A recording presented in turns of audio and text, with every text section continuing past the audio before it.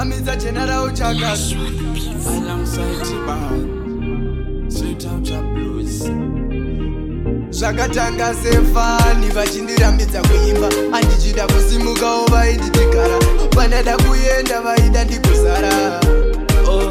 Zvakatanga sefani vachindirambidza kuimba pandaida kusimuka ivo vaindigara pandaida kuenda vaida ndigozara.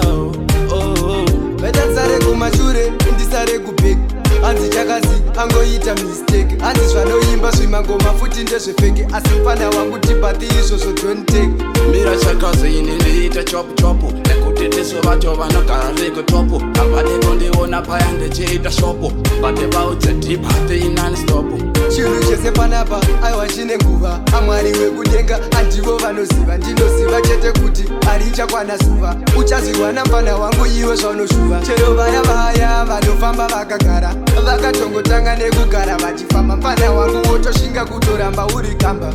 Aiwa blasa pamasimbisa somaita izvi ndozvo ndinodisisa maratidza kuti matondisimbisa tichatopikawo nemapurisa kunde vayambotichipisa.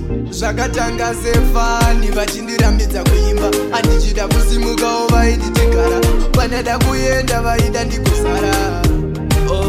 Zvakatanga sefani vachindirambidza kuimba pandaida kusimuka ivo vaindigara pandaida kuenda vaida ndigozara.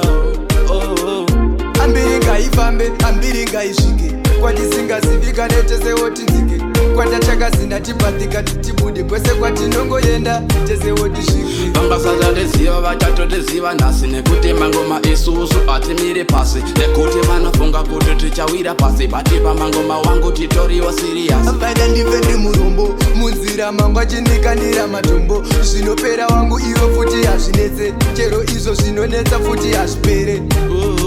Ulendo kuti music isejeni vaindiseka paya vandiona makuseni ndakabata chinyoreso aiminute peni nekuti ene ndaidomokera kumateni.